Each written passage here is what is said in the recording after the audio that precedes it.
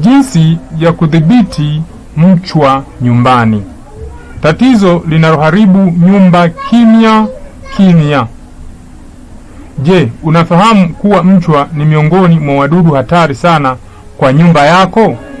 Huwa wanashambulia mbao, milango, flame, dari na hata kuta bila wewe kugundua mapema. Tatizo likiwa kubwa linaweza kuathiri hata muundo mzima wa nyumba. Hapa ninazungumzia ni ile nyumba ambayo tayari mtu alishaijenga, umekamilisha kila kitu na umehamia unaishi. Sizungumzii ile ambayo upo kwenye process ya kujenga, ile ina somo lake. Dalili za mchwa nyumbani: mbao kulegea au kuwa laini, ungaunga au vumbi la mbao kwenye kona za nyumba, mifereji midogo au matundu ukutani, sauti ya hurr unapogonga mbao. Hatua za kudhibiti mchwa kwa ufafanuzi: 1. Tumia dawa maalum ya mchwa. Choma au nyunyizia dawa ya mchwa aina ya terminated kwenye maeneo yaliyoathirika mbali ukutani, kwenye mbao, pembezoni mwa nyumba na kadhalika. Dawa hii huzuia mchwa waliopo na pia wale wapya kuingia kwa miezi kadhaa hadi miaka kulingana na aina ya dawa. 2. Chimba mashimo ukutani au sakafuni. Tengeneza mashimo madogo kila baada ya futi chache.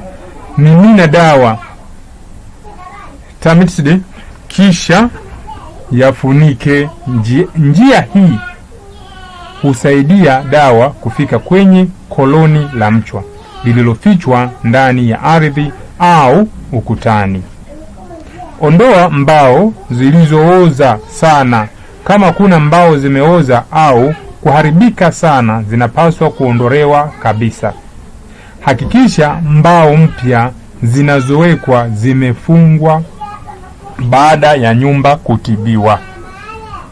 4. Epuka unyevu karibu na nyumba. Unyevu huvutia mchwa hasa wa ardhini. Unyevu moja chanzo kikubwa.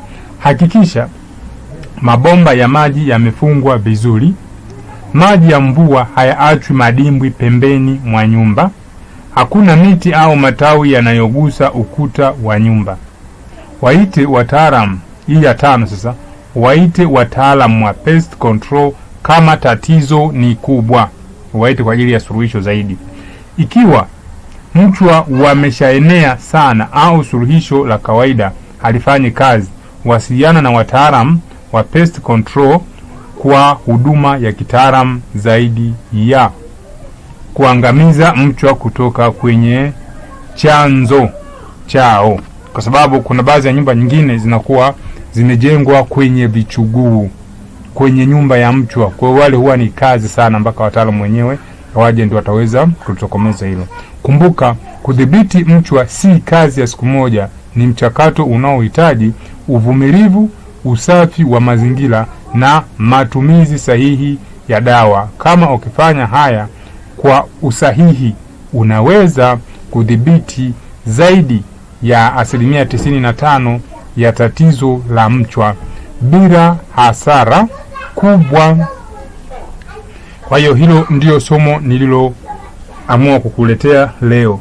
Karibu sana kwa ramani za nyumba aina zote, ujenzi bora wa nyumba, plasta na kazi zote zinazohusika kwenye nyumba.